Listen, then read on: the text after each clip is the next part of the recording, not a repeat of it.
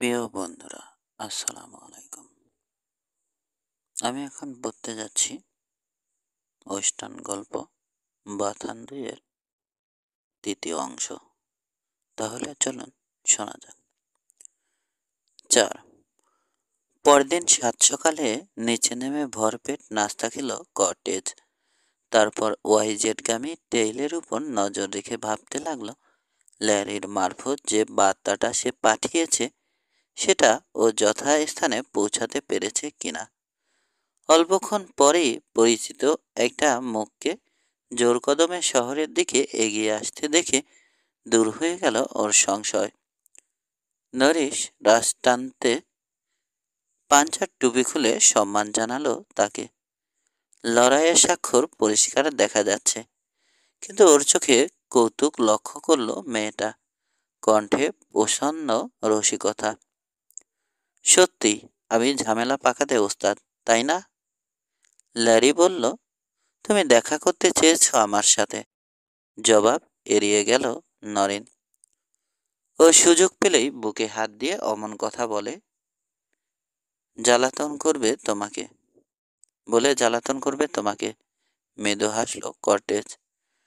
তারপর কণ্ঠে গাম্ভীর্য টেনে যোগ করল, আসলে আমার একটা উপকার করার জন্য তোমাকে খবর পাঠিয়েছি বুলুয়ের ব্যাপারে। বুঝতে পারছি না ওর কি গতি করব। মানে আমি এখন যে কাজটা করছি তাতে ওকে নেওয়া ঠিক হবে না, তাই ভাবলাম তুমি যদি ওকে নাও। আচমকা থেমে গেল ও। তারপর বলল, তাহলে জানতাম ও যোগ্য হাতেই পড়েছে। কটেজের কথার অর্থ উপলব্ধি করে ঈষৎ ফ্যাকাশে হয়ে গেল রাঞ্চার দুহিতার মুখ। আবার সেই সঙ্গে ওর প্রিয় ঘোড়াটা ওকে সে দিতে চাইছে বলে পুলক অনুভব করল। কেন, বিপদের আশঙ্কা করছো? প্রশ্ন করল নলিন। আরে না, ওসব এত সহজে আমার কাছে ঘেঁষবে না, হাসি মুখে বলল কটেজ। একজন পাঞ্চার সর্বদাই বিপদের মধ্যে থাকে, কম আর বেশি। মুশকিল হয়েছে ঘোড়াটা এখানে ফেলে রাখা চলবে না, অথচ ওকে কোথাও যে নিয়ে যাব তারও উপায় নেই। আপাতত আমাদের বাথানে থাকবে, বলল মেয়েটা। তবে তোমাকে গিয়ে রেখে আসতে হবে। মাথা নাড়ালো পাঞ্চার। বুলোকে তুমি চেনো না, বলল। এস এসো পরিচয় করিয়ে দিই।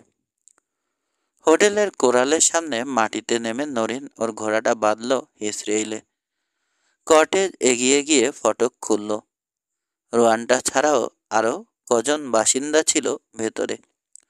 দরজা খোলার আওয়াজে দুদ্দার করে ওপাশের দেয়ালের কাছে সরে গেল ওরা। কটেজ শীষ দিল, কান খাড়া করল রোয়ান। তারপর খড় চিবাতে ব্যস্ত হয়ে পড়ল। ফের শীষ বাজালো ও, এবার একটু জোরে। ঘাড় ফেরালো ঘোড়া। আস্তে আস্তে এগিয়ে এলো ওর দিকে। আয় বেটা, কাছে আয়।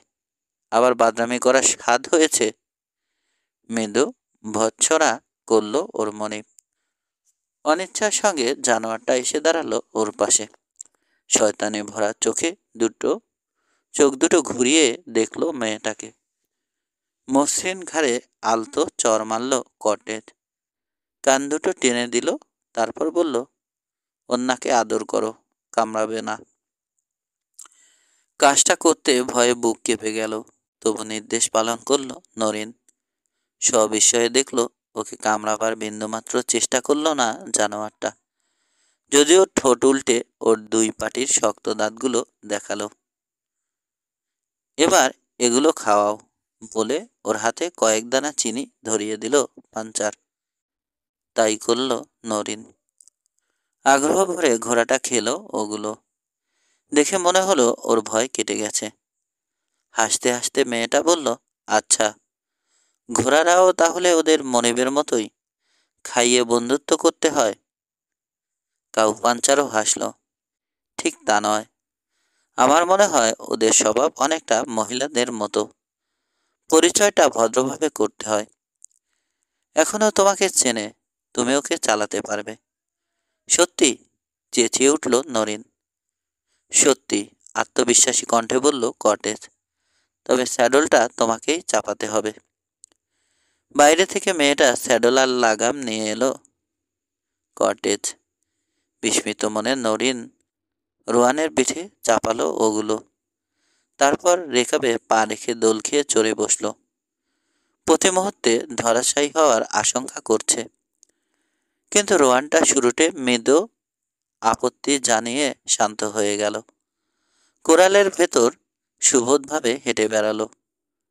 আনন্দে চিৎকার করে উঠল মেয়েটা। এই অপূর্ব প্রাণীটিকে চালানোর শখ ওর বরাবরের। চমৎকার, কিন্তু যখন তুমি থাকবে না? না, শান্তই থাকবে ও। তবে আর কারোকে চড়তে দিও না। এখন তুমি ওকে ফিরিয়ে নিয়ে যেতে পারো ওয়াইজেডে। পরে কেউ একজন এসে তোমার পনিটা নিয়ে যাবে ক্ষণ। তুমি ওকে নিচ্ছ, আমি সত্যিই কৃতজ্ঞ। তোমার অপেক্ষাতেই তোলা থাকবে ও, চাইলে ফেরত পেয়ে যাবে, বলল রানছার দুহিতা। কি করার কথা ভাবছ এখন? মিছে এখানে থেকে তোমার জীবনের ঝুঁকি নেওয়ার দরকারটা কি? মেয়েটা ওর সম্বন্ধে ভাবে, শঙ্কিত হয় ওর পরিণতির কথা চিন্তা করে। এটা জেনে কটেজ রোমাঞ্চিত হলো, কিন্তু ব্যজ্যত নির্বিকার রইল।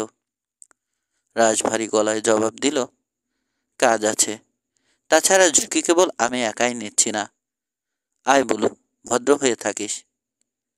হয়তো আবার তোর খোঁজে ফিরে আসবো আমি। কাঁপা কাঁপা নাকের পাটায় আদর করলো। ঘোড়াটাও খেলার ছলে পাল্টা ওর হাতে নাক ঘষল। মেয়েটা নিজেও একজন ঘোড়া পাগল। এই বিচ্ছেদের বেদনা সে উপলব্ধি করল। অবশ্যই তুমি ফিরে আসবে এবং আমাদের দুজনকেই দেখতে পাবে, বলল নরিন। আর মনে থাকে যেন, ঘোড়াটা কিন্তু তোমারই থাকছে। হাত নেড়ে নেড়ে বিদায় নিল ও। কর্টেজের দৃষ্টি ওকে অনুসরণ করল। ওয়েস্টের আগমনে ভঙ্গ হলো ওর ধ্যান। পলক তুলে দেখল সাবেক খনি সন্ধানী অসীম বিরক্তির সঙ্গে নিরীক্ষণ করছে ওকে। ওকে দান করে দাও নে নিশ্চয়, বলল ক্যালিফোর্নিয়া। এই হোটেলের মালিক জানালো ওটা তোমার ঘোড়া। ঠিক তাই করেছি। স্বর্গীয় হাসি হাসল কর্টেজ। নাস্তা খেয়েছ? রুচি নেই খাওয়ার, বিষণ্ণ জবাব এলো। কাল রাতের ধকল বলতে পারো। তোমার যদি আমার সাথে ফেরার ইচ্ছে থাকে, আমি তৈরি হয়েই আছি। অপেক্ষা করার মতো আর কোনো কারণ ছিল না পাঞ্চারের। হোটেলের পাওনা মিটিয়ে স্যাডলে চেপে রওনা হয়ে গেল ওরা। প্রথম ঘন্টাটা নীরবে ছুটে চলল ক্যালিফোর্নিয়া। চিন্তিত চেহারা, মাঝে মাঝে চোরাচাউনি হানছে সঙ্গীর দিকে। অবশেষে একসময় মুখ খুলল ও, না, আমাকে দিয়ে এটা হবে না। এদিকে দেখো কটেজ, বন্ধুর একটা গোপন পরামর্শ রাখবে? পালিয়ে যাবে এখান থেকে? শোনো, বুলেট ওর কথা শোনে। খোশমেজাজে কটেজ ওর পনিকে বলল, তাজ্জব ব্যাপার না? এখানে কেউ দেখতে পারে না আমাদের। সবাই চাই আমরা যেন বিদায় হই। এখানে থাকলে শিগগিরই তোমার চিরবিদায় নিশ্চিত করবে ওরা। ওয়েস্টের কণ্ঠে শ্লেষ। জানান উচিত মনে করছি, তাই বলছি। তবে তোমার আল্লাহর দোহাই, আমার কথাটা আবার ফাঁস করে দিও না। জানো কাল রাতে কার গায়ে হাত তুলেছ তুমি? কেন, টারম্যানের, বলল কটেজ। হতে পারে ওটাই ওর নাম, তবে আমি ওকে চিনি। কোন নাম মেয়ে শুনবে? মাকুসা। এরপরও ওর বাথানে ফিরতে চাও তুমি? আলবৎ, শান্ত জবাব এলো, এবং বিরক্তির সঙ্গে অভিসম্পাদ দিল অপরজন। ঠিক আছে, যা ভালো বোঝো করো। আমার বলা আমি বললাম, তবে কিনা তুমি তোমার কবরে পা দিচ্ছ। আমি খেয়াল রাখবো সেরকম কিছু যেন না ঘটে। যাই হোক, সাবধান করার জন্য ধন্যবাদ। তুমি নিশ্চিন্ত থাকতে পারো, কেউ তোমার কথা জানবে না। আচ্ছা, হাই তুলল ওয়েস্ট। তুমি না জেনে শুনে ফাঁদে পা দাও, আমি তা চাইনি। আর কোনো কথা হলো না এরপর। কাউ পাঞ্চার বুঝতে পারছে তার সঙ্গী তাকে হুঁশিয়ার করেছে, এই ঢের। এর বেশি কিছু জানা যাবে না ওর কাছ থেকে। খুব একটা বিস্মিত হয়নি সে। ইতিমধ্যেই সে স্থির বিশ্বাসে পৌঁছেছে হ্যাসেটে আসার পেছনে টারম্যানের অবশ্যই কোনো কুমতলব আছে। পোকার পিঠ ও তার সাঙ্গপাঙ্গদের সঙ্গে অল্প দিনেই যেরকম হৃদ্রতা গড়ে উঠেছে ওর, তাতে বোঝা যায় বহু আগে থেকেই পরিচয় আছে ওদের। কিন্তু টারম্যানের খেলাটা কি? কয়েকশো গরু বাছুর চুরি করে ওর মতো লোক সন্তুষ্ট হবে না। সমস্যাটা চিন্তায় ফেলল পাঞ্চারকে। সাবধানে সমাধানের আশায় আকাশ পাতাল ভাবতে ভাবতে এক নাগাড়ে ছুটে চলল শত্রু গুহার দিকে। পরাজয় পরবর্তী সকালে ওয়েস্টের মতোই জো টারম্যানকেও নাস্তা তেমন একটা আকৃষ্ট করতে পারল না। ও আর লাবানি একরকম বলা চলে ফলির প্রথম খদ্দের। ওদের আগে আর মাত্র একজনই ঢুকেছে সেলুনে। লোকটা খরবকায়, হাড্ডিসার চেহারা। গত সন্ধ্যায় মাইনিং আউটফিট সহ একটা বুড়ো খচ্চরের পিঠে চেপে শহরে এসেছে সে। পকেট গড়ের মাঠ। মানিকজোরকে কয়েক মুহূর্ত জরিপ করলো ও দেখল টারম্যানের ক্ষতবিক্ষত মুখটাতে রাজ্যের বিরক্তি ফুটে রয়েছে। তারপর বারের একপাশে সরতে সরতে একসময় লাবানের গা ঘেঁষে দাঁড়ালো। এই যে বস, ফিসফিস করে বলল, তোমার বন্ধু জানে কাল রাতে কার সঙ্গে সে লেগেছিল? আমার জিজ্ঞেস করার কারণ আছে। এখানকারই এক কাউ পাঞ্চার, নাম কটেজ, জবাব দিল সে। হি হি, চাপা হাসি হাসলো পুরান পাপি। শালা ভালো নামই বেঁচেছে। বলো, আমি যদি আসল পরিচয়টা বলি, তোমার বন্ধু আমাকে কি দিবে? $20?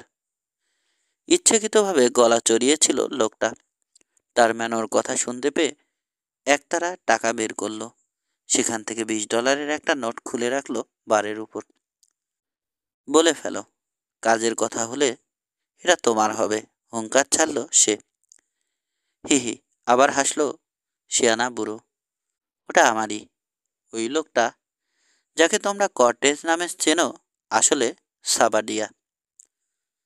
কালো হয়ে গেল টারম্যানের চেহারা। ইয়ারকি মারার জায়গা পাওনি? ঘেউ ঘেউ করে উঠল ধনকুবের। বেটা মেরে তোর থোতামুখ ভোতা। হুমকির মুখে সভয়ে 2 কদম পিছিয়ে গেল খনি সন্ধানী। আমি মোটেও ঠাট্টা করছি না। ওর নাম সাবাডিয়া, মেক্সিকান বিপ্লবী, আউটল। হাউমাউ করে উঠল সে। বার কয়েক টেক্সাস আর নিউ মেক্সিকোতে দেখেছি ওকে। আমার ভুল করার প্রশ্নই ওঠে না। খোদার কসম, ওর কথাই ঠিক, চিৎকার করল টারম্যান। তোমাকে বলেছিলাম না শ্বেত, আমি আগে কোথাও দেখেছি ওকে। অনেক বছর আগে। ও তখন খুব ছোট ছিল না? তখন আর আমার কোনো এখন আর আমার কোনো সন্দেহ নেই। সংবাদদাতার হাতে নোটটা গুজে দিল ধনকুবের। তারপর ইশারায় তাকে বিদায় হতে বলে ভুরু কুচকে গভীর চিন্তায় ডুবে গেল। এক সময় আধার কেটে গেল ওর মুখ থেকে। অট্টহাসি দিয়ে লাবানের পিঠ চাপড়ে দিল। পেয়েছি, বলল সে, রাস্তা পেয়েছি। সে ভাবতেই অবাক লাগছে। একেবারে অন্ধ লোকের টাকা কেড়ে নেয়ার মতো। না, তোমাকে বলা যাবে না। তুমি শুধু দেখে যাও। আর শোনো, এই কথাটা আর কেউ যেন না জানে। আমি চাই না লিঞ্চিং মব আমার পরিকল্পনায় নাক গলাক এখনই। লম্বা লম্বা পা ফেলে বুড়ো খনি সন্ধানের কাছে গেল সে। আর একটা $20 নোট বাড়িয়ে ধরল। অন্য কারোকে বলবে না ওর নাম, বলল সে। আর আমাকে ঘাটাবে না, বোঝা গেছে? এখনই শহর ছাড়ছি আমি। ছো মেরে নোটটা নিয়ে সেলুন থেকে বিদায় হলো সোনা সন্ধানী।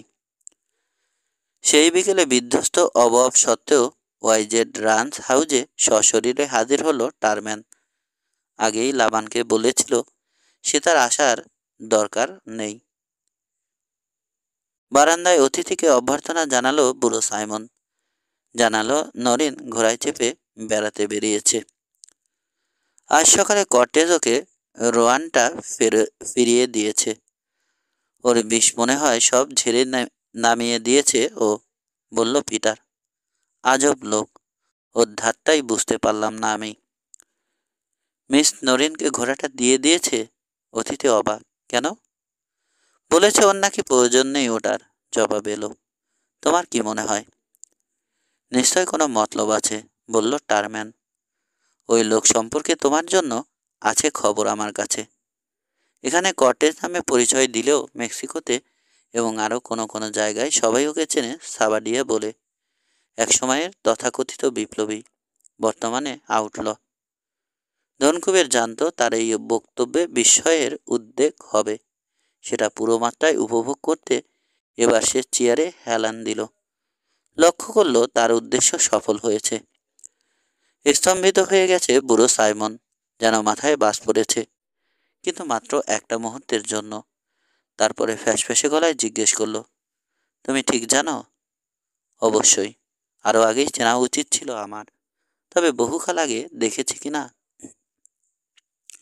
তরাক করে চেয়ার ছাড়ল গরু ব্যবসায়ী। লোকজন ডাকছি আমি, এখনই আমরা ওকে দড়িতে ঝোলাবো, বলল সে। কিন্তু টারম্যান নড়ল না।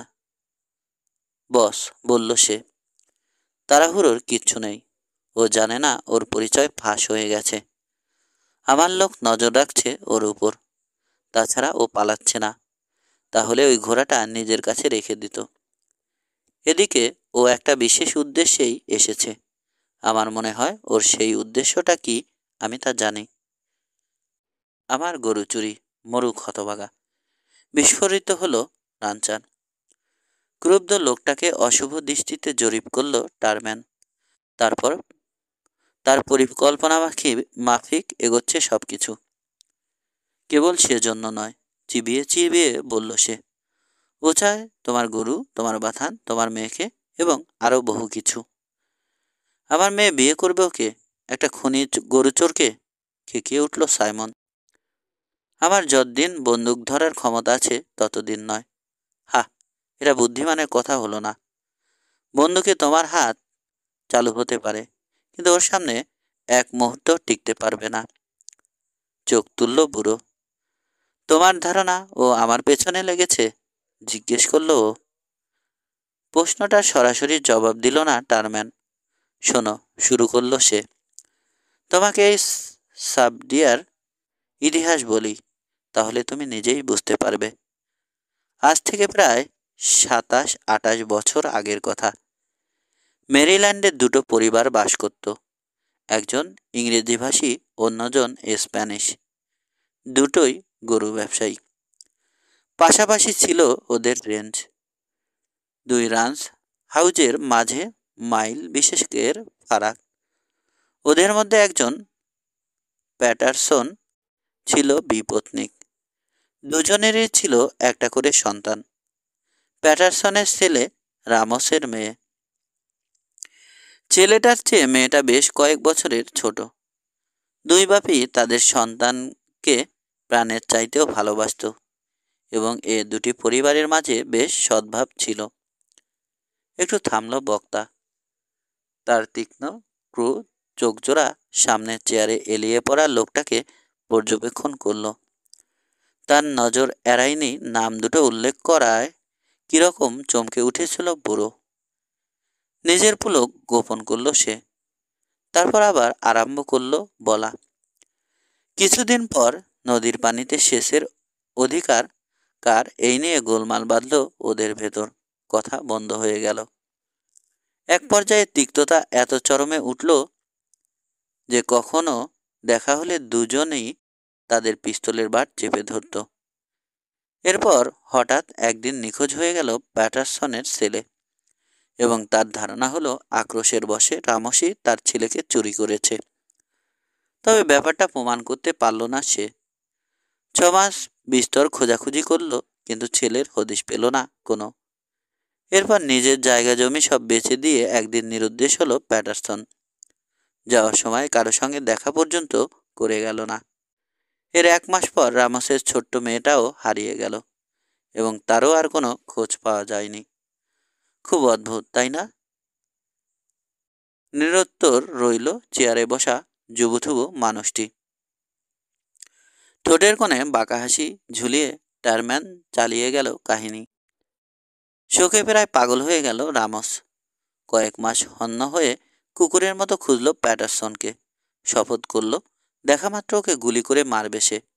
কিন্তু তার প্রাক্তন প্রতিবেশী ওই বাচ্চা দুটোর মতোই তখন বেমালুম মিলিয়ে গেছে। এরপর হাল ছেড়ে দিয়ে বাথানে ফিরে এসে আবার সবকিছু শুরু করলো রামস। বছর কয়েক বাদে একদিন শহরে গেছে সে। পথে এক ইন্ডিয়ান দম্পতির সাথে তার দেখা হলো। ওদের সঙ্গে ছিল একটা দোআঁশলা ছেলে দোআঁশলা ছেলে। ছেলেটিকে ভালো লেগে গেল রামসের। ওকে কিনে নিয়ে বাথানে ফিরে এসে দক্ষিণী মায়ের হাতে তুলে দিল। সেই ছেলেটি আজকের সাবাডিয়া, যাকে তুমি কর্টেজ নামে চেনো। অবশেষে চোখ উঁচু করল ওয়াইজেডের মালিক। আর হুয়ান রামোস, তার কি হলো? রুদ্ধ কণ্ঠে জিজ্ঞেস করল সে। জবাব দিতে গিয়ে মুচকি হাসল টারম্যান। আমি কি বলেছি ওর নাম হুয়ান? যাই হোক, ঠিকই আছে। 4-5 বছর আগে মারা গেছে রামোস। ছেলেটাকে দত্তক নিয়েও সুখী হতে পারেনি সে। কয়েক বছরের মধ্যে ওর স্ত্রী মারা যায়। ও মদ আর জুয়ায় সর্বশান্ত হয়ে শেষ পর্যন্ত মেক্সিকোতে পাড়ি জমায়। ছেলেটির ছোটবেলা থেকে ডাকাত, অস্ত্র আর ঘোড়া জাদুকর। একটা দল করে বিপ্লবের নামে মেক্সিকোতে ডাকাতি চালায় কিছুকাল। তারপর ধরা পড়ার ভয়ে এদেশে পালিয়ে এসেছে। তবে কুকর্ম থামায়নি। এমনটা হওয়া অসম্ভব না। মরার আগে ওর পালক বাপ ওকে সব ঘটনাই জানিয়ে গেছে।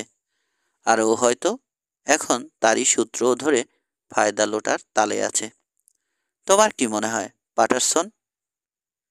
এমনভাবে লাফিয়ে উঠল বুড়ো যেন তরি তাহত হয়েছে।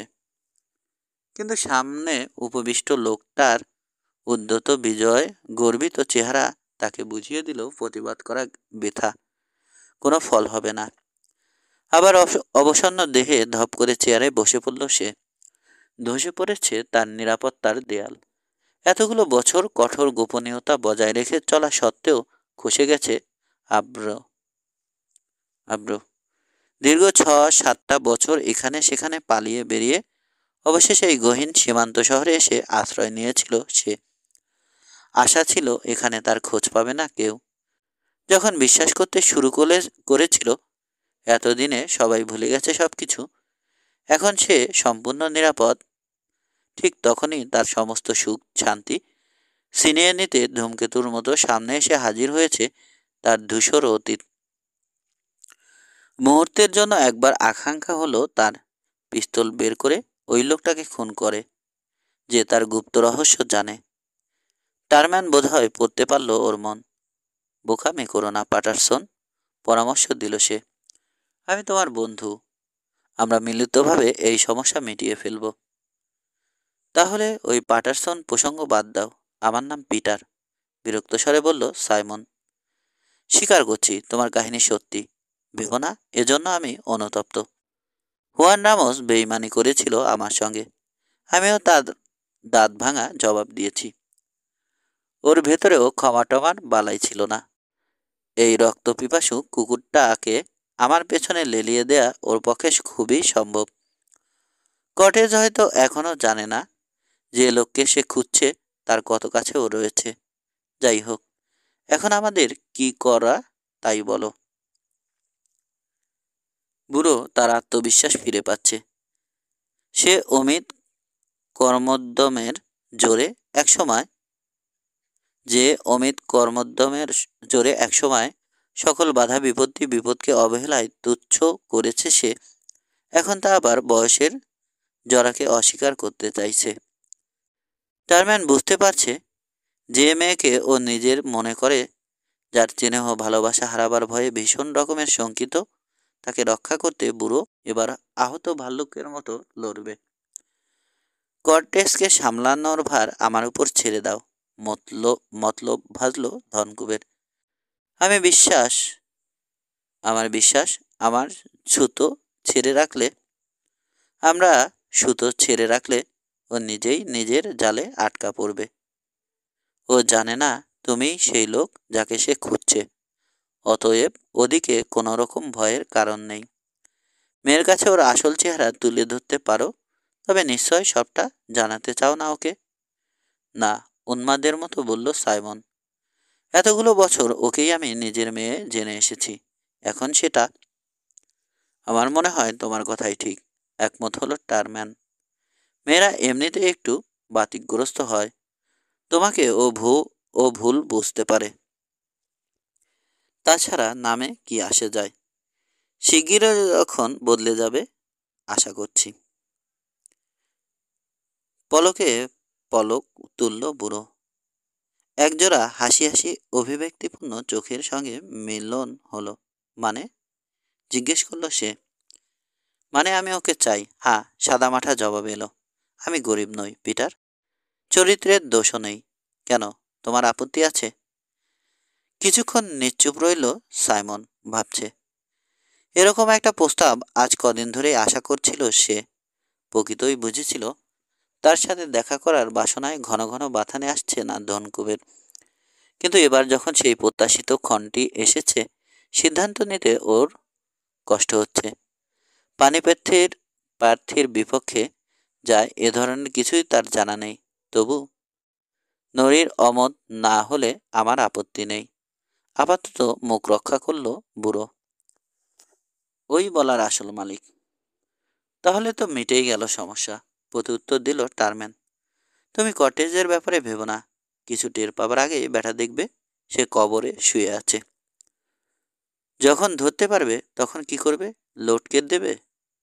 হেসে মাথা নাড়ল টারম্যান। তার ভার গভর্নরের উপর ছেড়ে দেব, বলল ও। মিস্টার সাবাডিয়ার মাথার দাম এদেশেই 10,000, মেক্সিকোতে তো আছেই। দুটো পুরস্কারই কাজে লাগাতে পারবো আমি। বিয়ের অনুষ্ঠানটা বেশ জমকালোভাবে করা যাবে। যাক, তাহলে সব পাকাপাকি হয়ে গেল। এখন নরিন আসার আগেই আমি বিদেয় হই। হবু বরকে এ অবস্থায় দেখলে কোণে পালাবে। অতিথি বিদায় নেয়ার পরও দীর্ঘক্ষণ বুড়ো সাইমন তার চেয়ারে বসে ধূমপান করল। অতীতের কথা ভাবছে সে। হুয়ান রামোস তাহলে মারা গেছে, কিন্তু তার আগে তার প্রতিহিংসা পূর্ণ করার জন্য আরেকজনকে তৈরি করতে ভোলেনি। বুড়ো ভাবে দোআঁশলা ছেলেটিকে যে এই উদ্দেশ্যেই রামোস দত্তক নিয়েছিল তাতে এতটুকু সন্দেহ নেই। আর নরি, সেই বা কি ভাববে তার সম্পর্কে?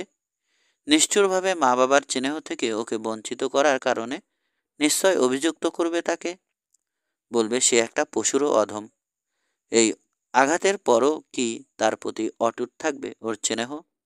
সে জানে না, বাস্তবিক কিছুই জানে না সে, এবং এড়ান সম্ভব হলে কোনো রকম ঝুঁকির মধ্যেও যাবে না। এবার ওর ভাবনা টারম্যানের দিকে ঘুরে গেল। কেন যেন লোকটাকে পছন্দ করে না সে, অথচ এর কোনো যুক্তিসঙ্গত ব্যাখ্যা তার জানা নেই। তবে বুঝতে পারছে ওই লোককে আর তার ক্ষমতাকে এই দুঃসময়ে ওর বড় প্রয়োজন। কথাটা মনে হতেই আপন মনে নিজেকে গাল দিল সে। কারণ বুড়ো সাইমন স্বাধীনচেতা মানুষ, নিজের কাজ নিজে করতেই পছন্দ করে। নরিন যখন বেরিয়ে ফিরে এলো, তখনও সে চেয়ারে বসে গভীর ধ্যানে মগ্ন। ওর আগমন রং ফিরেছে ওর আগমন রং ফিরিয়ে আনলো বুড়োর চেহারায়। ওর আগমন রং ফিরিয়ে আনলো বুড়োর চেহারায়। হাসির দ্যুতি দেখে নতুন করে উপলব্ধি করল ওই মেয়েটিকে সম্বল করেই এখনো বেঁচে আছে সে। দাঁতে দাঁত ঘষল সাইমন। শপথ করল নরিনকে নিয়ে স্বয়ং বিধাতাকেও সে ছিনিমিনি খেলতে দেবে না।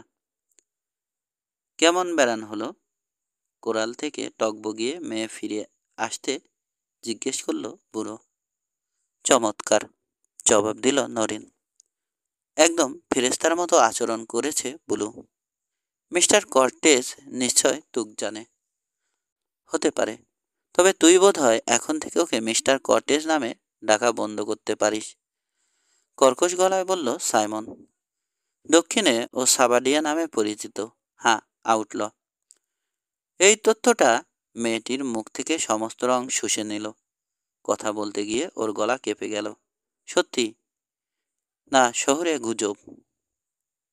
সত্যি, তবে আর কেউ জানে না, আর জানুক তাও চাই না আমি। অর্থপূর্ণ জবাব দিল গরু ব্যবসায়ী। এর কি বিহিত করব আমি তা ঠিক করে উঠতে পারিনি এখনো। কিন্তু এখানে ওর কাজ কি? রোয়ানটাই বা আমাকে ফিরিয়ে দিল কেন? জিজ্ঞেস করল মেয়ে। প্রথমত গরু চুরি আর ঘোড়ার কথা যদি বলিস, পরের বার যখন বাথানে হানা দেবে নিয়ে যাবে ওটা। তিক্ত স্বরে নিজের অভিমত প্রকাশ করল বুড়ো। খবরটা নিশ্চয় মিস্টার টারম্যান এনেছেন, অনুমান করল নরিন। তারপর ওর বাবাকে মাথা ঝাঁকাতে দেখে যোগ করল, আমি বিশ্বাস করি না ও আউটল। আর যদি তা হয়ও, আমার মনে হয় না সে ওয়াইজেডে হামলা করবে। আরেকটা ব্যাপারে আমি নিশ্চিত, কাল রাতে মাঠটা যদি মিস্টার কটেজ খেত, বিপক্ষের নামে কুচ্ছা রটিয়ে বেড়াতো না সে। আহ নরি, প্রতিবাদ করল পিটার, এরা কুচ্ছা না, কর্টেজকে এক লোক শনাক্ত করেছে। এর আগে টেক্সাসে ওকে দেখেছিল সে।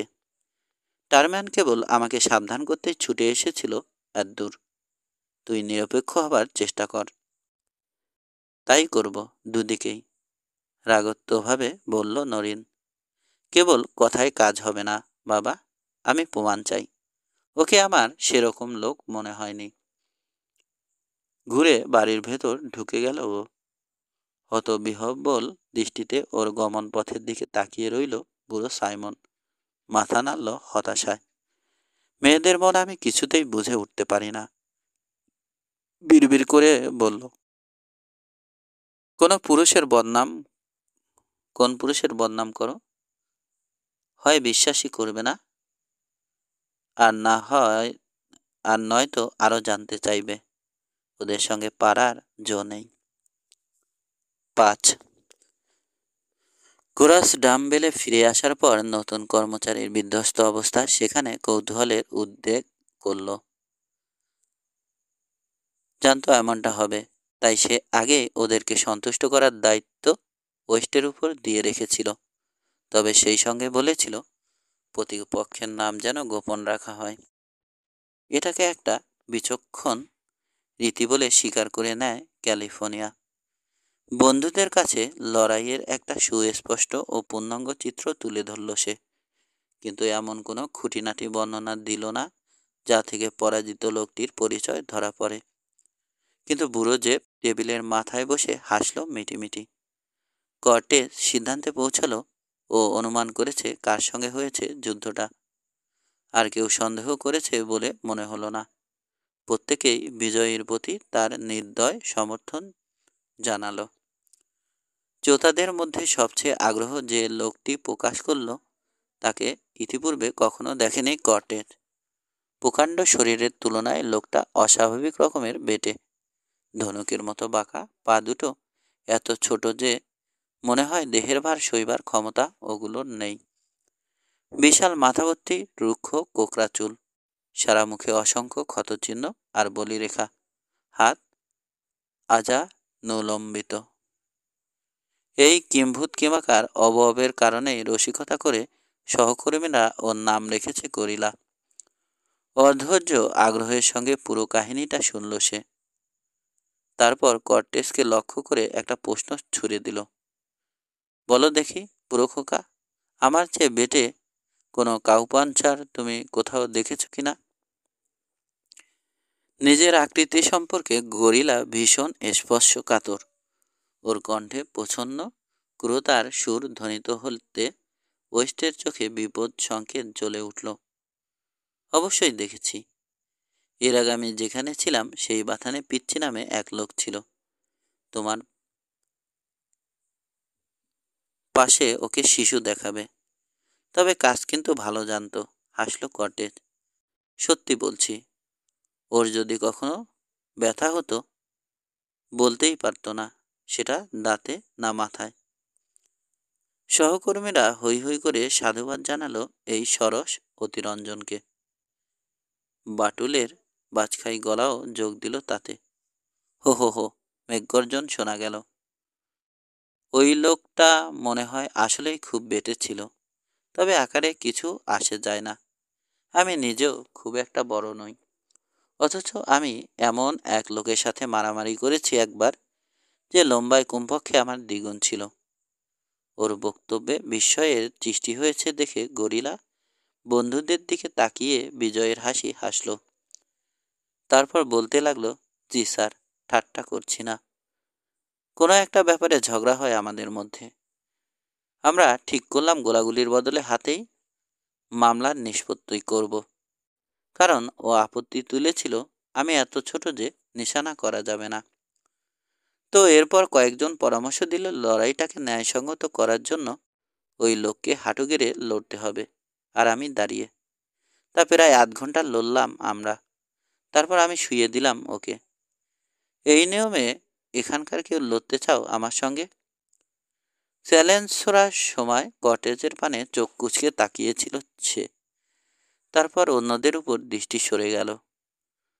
ওয়াইজের পাঞ্চার হেসে পরিহাস তরল গলায় জবাব দিল, আমার স্বাদ নেই ধন্যবাদ। কাল রাতেই আমার পেট ভরে গেছে, আমি রাক্ষস না। অন্যরা বাটুলের প্রস্তাবকে ঠাট্টা হিসেবে গ্রহণ করল। নবাগতের জ্যেষ্ঠত্ব মেনে নিল নির্বিবাদে। ওই বেটে শরীরের আসরিক শক্তির কথা ওদের সকলেরই জানা আছে। সবশেষে চূড়ান্ত রায় ঘোষণা করল ফোরম্যান, তোমার শিং গুটিয়ে নাও গরিলা, সামনে একটা কাজ আসছে। সব শক্ত সমর্থ লোকদের প্রয়োজন হবে তাতে। আহা জেফ, কোনো সমস্যা হবে না, প্রতিবাদ জানালো বামন।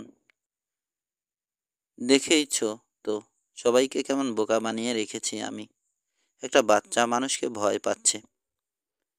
মুহূর্তে ফোরম্যানের চেহারা শান্ত থেকে ঝোড়ো হয়ে গেল। আগুন জ্বলে উঠল ওর চোখে। ঝট করে পিস্তল বের করে ক্ষিপ্ত স্বরে বলল, আর একটা কথা বললেছ কি খতম করে দেব। আমাকে তুমি ভালো করেই জানো। কলহ প্রিয় লোকটা ফাটা বেলুনের মতো চুপছে গেল নিজের আসনে।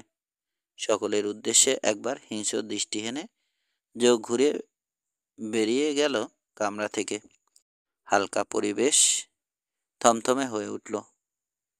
জেপের সঙ্গে তোমার ঠাট্টা করা উচিত হয়নি গরিলা, ভর্ৎসনা করল ওয়েস্ট। ও একবারই হুঁশিয়ার করে মানুষকে, তাও সবসময় না। স্তম্ভিত লোকটা জবাব দিল না কোনো। আকস্মিকভাবে যে ঝড় সে তুলেছিল তা ওর নিরেট মাথা গুলিয়ে দিয়েছে। এখনো ঘোরের মধ্যে রয়েছে। ও কি সত্যি সত্যি খুন করত? ফিসফিসিয়ে ওয়েস্টকে শুধালো কর্টেজ। কোনো সন্দেহ নেই, জবাব দিল অপরজন। একবার ওকে আমি তা করতে দেখেছি। দেখো, এরা সবাই কঠিন লোক, ওর চালাতে হয় এদেরকে। কোন কাজের কথা বলল জানি না, এই প্রথম শুনলাম। শিগগিরই জানতে পাবো বোধ হয়। পরদিন বাথানের সাধারণ কাজকর্ম করল ওরা। কিন্তু তারপরে সকালে শুরু হলো কোনো বিশেষ অভিযানের প্রস্তুতি নেওয়া। ঘোড়া এনে খুঁটিয়ে পরখ করলো তাদের অস্ত্রশস্ত্র ছাপ, দড়ির ভার বহন ক্ষমতা পরীক্ষা। এগুলো বাদ গেল না। সকলের মাঝেই উত্তেজনা বিরাজ করছে। কিন্তু ফোরম্যানের ডাক পাওয়ার পরেই কেবল কটেজ বুঝতে পারল মূল ঘটনা। একপাশে ওকে ডেকে নিয়ে চতুর চাউনি হানল জেপ। তারপর জানালো খবরটা। আজ রাতে তোমার হিস্সা বুঝে নেওয়ার একটা সুযোগ আছে কটেজ, বলে তীক্ষ্ণ দৃষ্টিতে পর্যবেক্ষণ করল সে। আমরা আবার হানা দেব ওয়াইজেডে, তুমিও আসছো। পাঞ্চারের মুখ দেখে কিছুই বুঝতে পারল না ও। কেন নয়? শীতল জবাব এলো, আমি তোমাদের হয়ে কাজ করছি। ওরা আমার সাথে দুর্ব্যবহার করেছে। আক্রোশ ছাড়া ওয়াইজেডকে আমার অন্য কিছু দেয়ার নেই। বেশ তো, আজ তোমার ঋণ শোধ করবে তুমি, হাসলো অপরজন। বিকেলে রওনা হব আমরা। যখন একা হয়ে গেল মনে মনে পরিস্থিতি খতিয়ে বিচার করল কটেজ। কিছু কিছু ব্যাপার বুঝতে পারছে না সে। সন্দেহ নেই নির্দেশটা জেব পেয়েছে টারম্যানের কাছ থেকে। কিন্তু শেষোক্তজন যখন একদিন নিজেই বাথানের মালিক হওয়ার স্বপ্ন দেখছে, তখন সেখানে ডাকাতি করছে কেন? এটা তো জানা কথা। চোরাই মাল কারো একার থাকে না, দলের সম্পত্তি হয়ে যায়। উপরন্তু যতটুকু বুঝতে পারছে হামলা সম্পর্কে তাকে জানানো হয়েছে সবার শেষে। এমনকি ওয়েস্টও আসন্ন আক্রমণ সম্পর্কে কিছু বলেনি তাকে। এটা হতে পারে ফোরম্যানের স্বেচ্ছাকৃত একটা সতর্কতামূলক ব্যবস্থা। পুরান বাথানের প্রতি কর্টেজের মনোভাব কেমন নিশ্চিত হতে পারেনি। নিঃসন্দেহে দল ছেড়ে চলে না গেলে ওয়াইজেটকে সাবধান করার আর কোনো পথ তার সামনে খোলা রাখেনি সে। কর্টেজের মনে হলো আড়াল থেকে তার উপর নজর রাখার ব্যবস্থাও করা হয়েছে। এটা কি একটা ফাঁদ? কৌশলে পাতা হয়েছে ওর জন্য? ঘুরিয়ে ফিরিয়ে নানা দৃষ্টিকোণ থেকে বিচার করেও কোনো সমাধানে পৌঁছাতে পারল না সে। অবশেষে হতাশভাবে কাঁধ ঝাঁকিয়ে হাল ছেড়ে দিল। ওদের সঙ্গে যাওয়া ছাড়া এখন আর অন্য কোনো উপায় নেই। ওয়েস্ট তাকে আরেকটা অস্বস্তিকর তথ্য জোগালো। না, আমি যাচ্ছি না। আমাকে এখানে পাহারায় থাকতে হবে, সখেদে বলল সে। তারপর কানে কানে যোগ করল, একটা কোনো গোলমাল আছে, আমি বুঝতে পারছি না, তবে তুমি সাবধানে থেকো। জেফ এবার নিজেও যাচ্ছে, ব্যাপার অস্বাভাবিক।